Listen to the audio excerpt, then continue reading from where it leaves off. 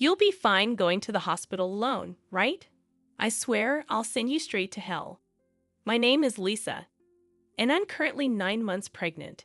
It's my first time giving birth, so while I'm filled with anxiety, I feel truly blessed about welcoming a new member into our family. My husband, David, is a white-collar worker and has weekends off. However, he doesn't offer much support around the house or help with shopping. This is because he usually goes back to his parents' home on weekends. David has a deep bond with his in-laws, and since their home is nearby, he spends almost every weekend there without any specific reason.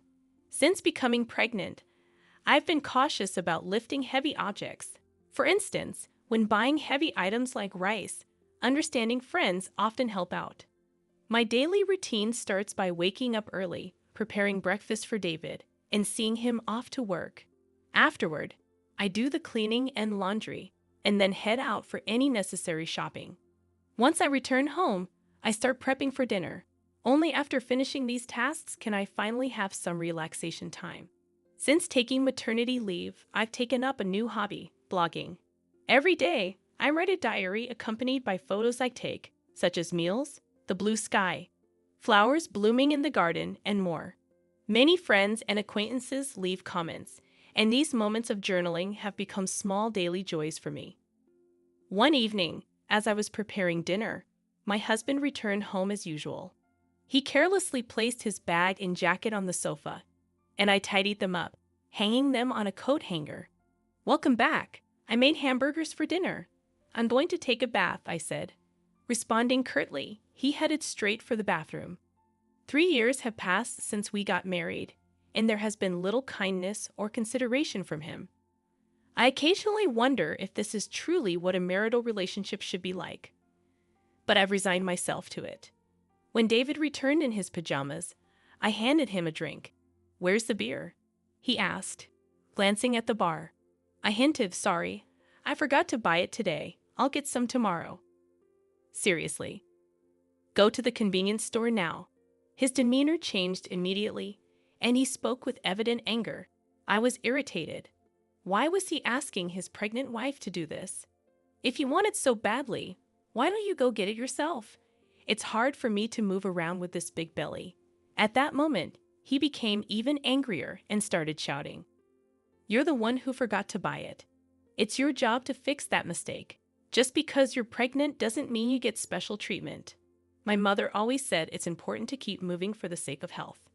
Knowing that he doesn't calm down easily when he's angry, I reluctantly decided to go to the convenience store. Once I arrived, I bumped into Sarah, a neighbor. "Oh, Sarah, good evening." "Good evening, Lisa. Did you forget to buy something too?" "I ran out of sauce as I came here." Sarah's cheerful voice slightly lifted my spirits. "My husband really wanted beer, and he told me to buy it. Why didn't he just go himself?" "That's what I said, but it didn't get through to him." "It sounds like you're having a tough time, Lisa." After walking together for a bit, Sarah and I parted ways at a crossroad. When I returned home, David was lounging on the sofa, watching TV, having not even cleaned up after dinner. "Why did it take you so long? What were you dawdling around for? Give me the beer." David's disgruntled voice and his insensitive remarks made my heart ache. However, I handed him the beer without a word and began cleaning up after the meal. How could he say such things to me, especially when I'm pregnant? I felt the urge to retort, but I didn't want another shouting match, so I remained silent. Afterward, I had my dinner, took a relaxing bath, and headed to the bedroom. The next morning, David acted as if nothing had happened. It seems he's the type to forget everything after a good night's sleep. However, I couldn't forget his words from the previous night, and I consciously ignored him.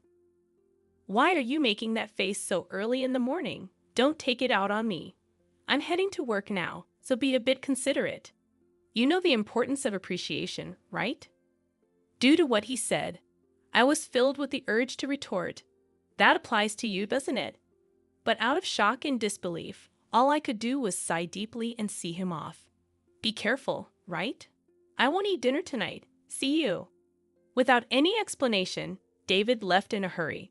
After seeing him off, I took care of household chores and went shopping as usual. However, since David mentioned he wouldn't be having dinner, I decided to prepare something simple just for myself. Then, as I was about to start my meal alone in the evening, I heard David's unexpected return and rushed to the entrance. "I'm back. Thanks for your hard work, but you said you didn't need dinner today, right?" "Yeah, but my drinking party got canceled. I'm hungry. You have something to eat, right?" "Well, I only prepared a meal for myself today." Upon hearing this, David's face contorted with anger. "Didn't you even consider the possibility I might come back? This is unbelievable." Saying that, he moved to the dining table, and upon seeing the dinner I prepared, his mood worsened. "What do you call this a meal?" I seriously question if you're properly doing your duties as a housewife. Don't waste the money I'm working for. I quickly prepared something for myself. Please don't get mad like this. Maybe you should learn proper cooking from my mom. Honestly, I've always found your cooking lacking. Again, he always compares me to his mother. Doesn't he realize how hurtful these comparisons can be? I can't eat this. Go buy something. Hearing this, my heart sank further. What does he think of me? It's already night, and I've taken a bath. Can't you go buy it yourself? Forget it. You forgot to buy beer yesterday, didn't prepare dinner today. It's so frustrating. I'm going back to my parents' place. David stormed out, and left alone in the house. I strangely felt a sense of relief. The next morning, as I expected, I received an angry call from David's mother. "How can you not serve David a proper meal?" This feels like moral harassment, if not worse. I explained what happened yesterday, but she wasn't accepting it. So I apologized and ended the call. After the call, my mood plummeted. Since David wasn't home, I decided to have a leisurely late brunch. However, the thought of David coming back tonight weighed on my mind. Considering yesterday's events, I decided to make tonight's dinner special. I shopped with more care than usual, picking out ingredients and adding David's favorite beer to the cart. I was determined to prepare a dinner that would earn David's praise. I shortened my blog update time a bit to allocate more time to cooking. After dedicating ample time to preparations, the table was set beautifully, as if it was a special occasion. Looking at it, I felt a sense of accomplishment and couldn't help but praise myself. With this, he should definitely be satisfied. I waited patiently in the dining room for David to come home, but as time passed, there was no sign of him. I tried contacting him several times via my smartphone, but there was no response, and I became more worried as the clock continued to tick. 1 hour, then 2 hours passed, and I began to get anxious. Did he possibly go to his parents' house? Thinking this, I called David's parents to check, but they said he hadn't come there either. I tried calling David multiple times, but still, there was no response. As midnight approached, just when I was considering contacting the police, a staggering David returned home. He seemed clearly drunk. "I'm home, hiccup." I rushed to the entrance in concern and found David lying on the hallway floor. "What happened? Are you okay?" Hearing my voice, he responded angrily, "Too loud, go away." He then staggered towards the dining room. When I tried to support him, he forcefully shook off my hand. "Don't touch me. Don't come near me with that ugly face. To think you're my wife." In his drunken state, he spat out those words and then just lay down right there. Those words were beyond shocking. Why? Why can't he consider others' feelings?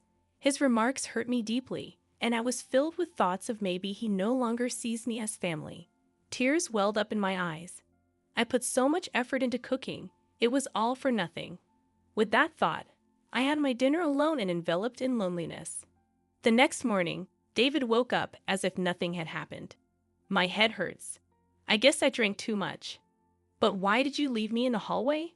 "You chose to lie down there, David. It's not my fault." "Aren't you my wife? At least take care of me when I'm drunk." David's words made me wonder why he always blames me right away. If you weren't going to eat at home, you could have at least let me know. I had prepared a nice meal, and I called you multiple times. Why didn't you answer?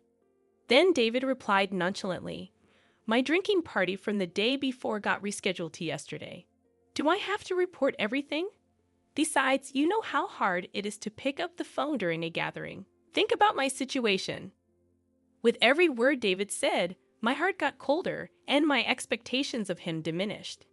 That way, I won't feel hurt or disappointed anymore.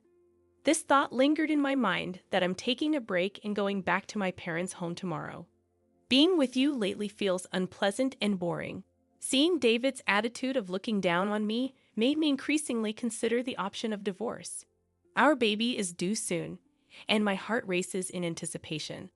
Even though I've heard stories about the pains of labor from friends, my excitement to meet the new life inside me overshadows those concerns. The neighbors often encourage me with words like, "It's just a little while longer," which brightens my mood. "Hey, want to go on a family trip soon after David returned home?" He made a surprising suggestion. Really? But I'm talking about a family trip. My mom and dad want to join. I was taken aback.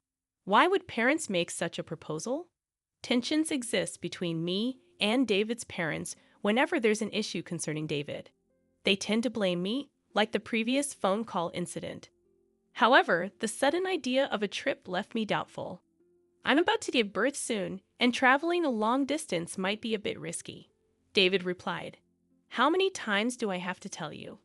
Just because you're pregnant doesn't mean you're sick. My parents are thoughtfully inviting us. But what if something happens? It'll be fine. Everything's already decided. We'll go for 2 nights and 3 days next week." What? Next week is my due date. That's a bit. Just do as you're told. Prepare for the trip. End of discussion. David just expressed his opinion and then left the room. I'm in trouble now, I thought to myself. The next day, I sought advice from a close friend and explained the situation. She was concerned and said, "That's a bit too much." While I was contemplating how to decline the offer, the day of the trip suddenly arrived. Actually, I'm not feeling well today. I'm worried about the baby, so I'm going to rest at home. I tried to use that as an excuse, but David didn't seem convinced. Anyway, you can just rest in the car, and you'll be fine, right? Come on, bring the luggage. We're heading to my parents' house, so hurry up. As we headed to the car, I was worried and asked, "Is this really okay?" After loading our luggage into the car and sitting in the passenger seat, I felt warmth at my feet. Looking down, I noticed water spreading around them. Oh my water broke. I immediately informed David. "David, I think my water just broke. Please take me to the hospital quickly." Taken aback by the situation, David exclaimed, "Are you serious?" "Yes, I'm serious. We need to go to the hospital now. The baby might be coming." While trying to clean up the water with a towel in the car, David suddenly opened the passenger door. "David, what are you doing? We need to go to the hospital. Get out, you're going to make a mess in the car." I was in complete shock. "What are you saying?" I said, "Get out. I need to clean the car." Then David forcefully pulled me out of the car. In this unbelievable situation, David said, "I can't believe this. We were supposed to be on a family trip. Just go to the hospital by yourself." I was too shocked to say anything as I called out to David, "Wait, how can you leave me here like this?" He drove away, leaving me behind. Feeling overwhelmed, I quickly dialed for an ambulance. When someone approached, asking, "Lisa, are you okay?" It was Sarah, looking concerned. Sarah immediately recognized my predicament and arranged for a special taxi, comforting me throughout. Grateful for her kindness, tears streamed down my face. Soon after, I safely arrived at the hospital, thanks to Sarah's help. On the way, she held my hand and cheered me up, staying by my side until I was taken to my room. While being transferred, I made a silent vow. I will make him pay for this. Even as labor pains grew, Sarah kept holding my hand. Furthermore, she contacted my parents, who soon arrived at the hospital and looked deeply concerned. Sarah whispered to them, "There's something I want to discuss." The 3 then left the room. As the labor pains intensified, my smartphone vibrated from a corner of the room. "Who is it?"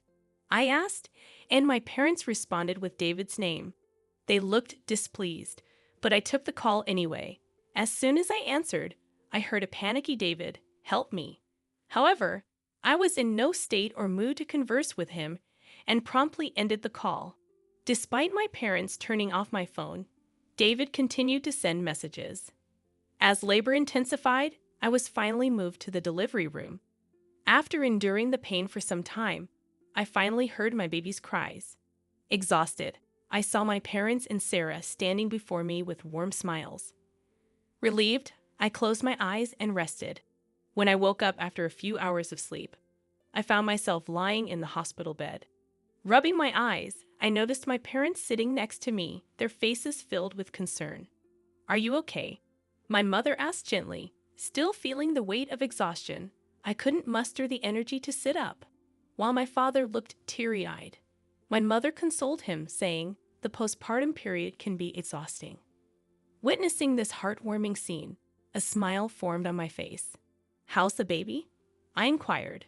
My parents informed me that the baby was undergoing some tests but would be back in the room soon. However, I noticed Sarah wasn't present. Responding to my unspoken question, my mother remarked, "Sarah left a little while ago." Thinking about how things might have turned out had Sarah not been there, a feeling of gratitude settled over me.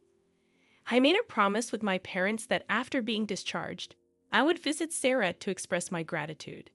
Turning on my smartphone to inform my friends about the birth, I was met with an overwhelming number of missed calls, mostly from David.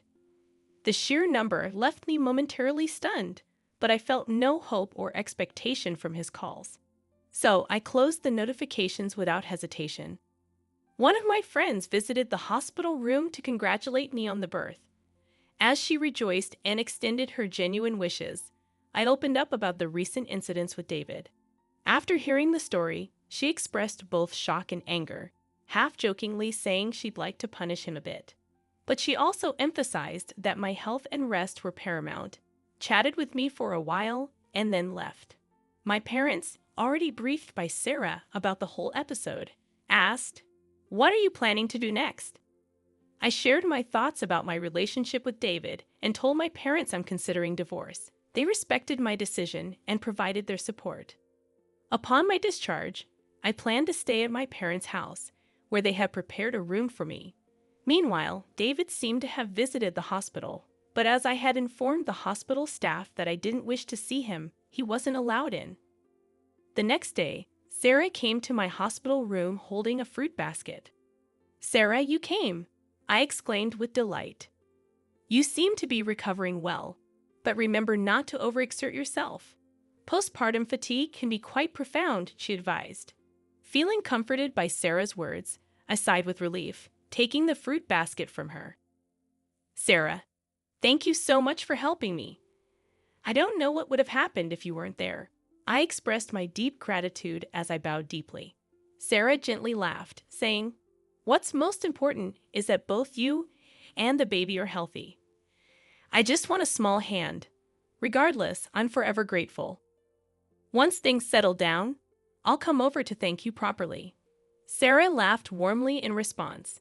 "You know, I've talked to my husband about what happened. He seemed quite furious." From her words, I could somewhat deduce David's situation. "Sarah, I'm truly sorry for dragging you into this mess," I admitted. "Don't worry. Remember who you owe for being able to work at your current company. This incident is truly hard to forgive." At that moment, I heard a stern tone in Sarah's voice for the first time.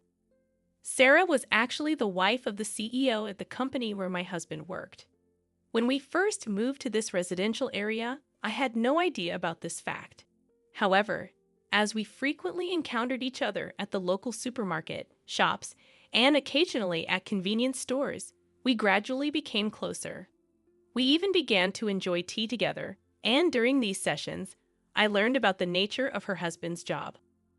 On the other hand, my husband was completely unaware of this background. This was because he didn't even accompany me for our initial neighborhood greetings and didn't prefer interacting with our neighbors. Sarah had previously told me gently, "I don't want to cause any trouble, so don't tell your husband," and I had respected that request. Knowing that I was pregnant and still being forced to endure my husband's unreasonable behavior, Sarah had several times suggested, "Should I talk to my husband about this?" However, I had always declined, not wanting to trouble her. But with this recent incident, perhaps even Sarah reached her limit. That's why my husband kept calling Sarah.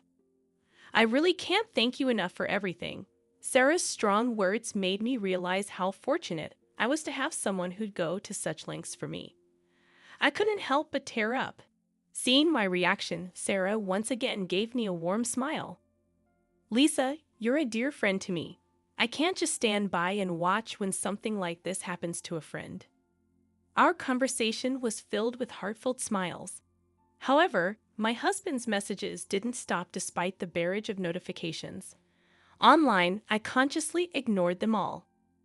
Thinking about the divorce made my mind clear, and all I wanted was to think about how to live my life with my baby. As I was preparing to leave the hospital, a close friend visited my room, handing me her smartphone and saying, "I want you to see this." Displayed on her phone was a post that had become a major topic on a certain social media platform. When I asked what it was about, she informed me that she had posted about my husband's recent actions on social media. My friend had a significant influence on social media with a massive follower count. One day, she received a reply to one of her posts. The follower who replied had, by chance, captured a video of the scene where I was yelled at by my husband after being led out of the car. The follower, wanting to protect my privacy, blurred my face in the video and, with my friend's permission, shared it online. The video spread like wildfire, and as a result, personal details about my husband and even his company were identified. Currently, my husband seems to be under a barrage of criticism online. What? I had no idea it had escalated to this level. My friend, smiling gently, remarked, "Well, they brought it upon themselves, didn't they? My husband's actions and their consequences were all a result of choices he made." Furthermore, when one of my husband's friends confronted him about the incident, he reportedly excused himself, saying, "I had a prior travel commitment with my parents that day, so I had no choice." Because of this statement, not only my husband, but also his parents began to face criticism online. The story spread even in the vicinity of my in-laws' home, and there seemed to be various topics related to my husband's parents circulating on social media. Suddenly, my phone started ringing. When I checked the screen, it was a call from my mother-in-law. "That's for my mother-in-law." My friend, eyeing the screen of my phone with interest, suggested, "Why don't you pick up and give her a piece of your mind?" However, I was so fed up that I felt no words to do so and decided to ignore it. Before I knew it, the missed calls log was filled with names of my husband, father-in-law, and mother-in-law. Ever since the incident was highlighted on social media, even the hospital staff seemed to be aware of my situation and started offering genuine support. Whether my husband or in-laws came to the hospital or called multiple times, the hospital staff didn't allow any contact with me. As my discharge date approached, I had one pressing worry: whether my husband and in-laws might be lurking outside the hospital. My parents reassured me, saying, "You have nothing to worry about." But the thought of my precious baby being in danger left me anxious. However, that concern was quickly dispelled on the day of my discharge, as my parents were helping me with my belongings.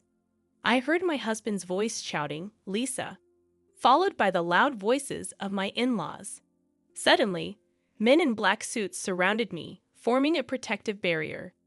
As I tried to understand what was happening, one of the men approached me, gently opening the car door and said, "Don't worry, we're here on Sir's request to protect you." It seemed my parents were already aware of this, as my mom said, smiling, "Didn't I tell you there's nothing to worry about?" Believing her words, I felt relieved and smoothly got into the car. All the while, my husband and in-laws, overwhelmed by the presence of the bodyguards, couldn't come any closer. I can't find the words to express how grateful I am for Sarah supporting me like this. The only thing occupying my mind was how to reciprocate Sarah's kindness. My parents felt the same, saying in unison, "We have to find a way to show our gratitude to Sarah." Although my new life began smoothly and pleasant days continued, the contacts from my husband and in-laws never ceased. I mailed them the divorce papers, but there wasn't even a hint of acceptance. One day, my in-laws called our home. It seems my father answered, and they addressed him with the attitude of, "She became a part of our family, so no matter how she's treated, she shouldn't complain." When my father angrily retorted to their statement, it seems they were taken aback and quickly hung up. While discussing how to handle this with my parents, I decided that seeking professional assistance was the best course of action and resolved to consult a lawyer. Coincidentally, my father was acquainted with a lawyer, and when we explained our situation, he graciously promised to help. I informed the lawyer about the video circulating on social media and detailed past events. When the lawyer reached out on our behalf, my husband was initially taken aback. However, over time, he became defiant. "We'll solve marital issues ourselves. We don't need a lawyer," he argued in a fled tone. However, the lawyer calmly responded, "I'm acting upon Lisa's request. Any future communication should be directed to me. It's up to Lisa, my client, to decide whether or not she wants to involve a lawyer." My husband was at a loss for words, though initially refusing to divorce. When mediation and the possibility of a court case were suggested, the word court seemed to shake him, and he reluctantly agreed to the divorce. I have no interest in the child and have no intention of seeing them in the future, so I don't see why I should pay child support. As for property distribution, I did nothing wrong, he claimed irrationally. The lawyer calmly explained from a legal perspective, but my husband still seemed unconvinced. "In that case, it seems we'll meet in court," the lawyer suggested. My in-laws, who were listening nearby, appeared to panic and immediately agreed. When I was informed of this by the lawyer, I was shocked that I had ever married such a man. I had been communicating with Sarah since returning to my parents' home, and when I told her about the recent events, she playfully and gleefully suggested, "How about seizing your ex-husband's retirement pay? Garnishment is one way, right?" Feeling overwhelmed by Sarah's astuteness, a while later, I was contacted by the lawyer who conveyed that my husband wished to apologize in person. Wanting a satisfactory conclusion, I agreed to converse over the phone under the supervision of the lawyer. The day of the scheduled call arrived. On that day, I was accompanied by my parents and the lawyer. From the other end of the line, I heard, "Finally, you answer. Apologize now, and I'll forgive you. So come back home. Let's be a couple again. The house is a mess. I might lose my job, and everyone's looking at me coldly. All of this is your fault, so take responsibility." He continued to bombard me with accusations. Without being overwhelmed, I calmly chose how to react.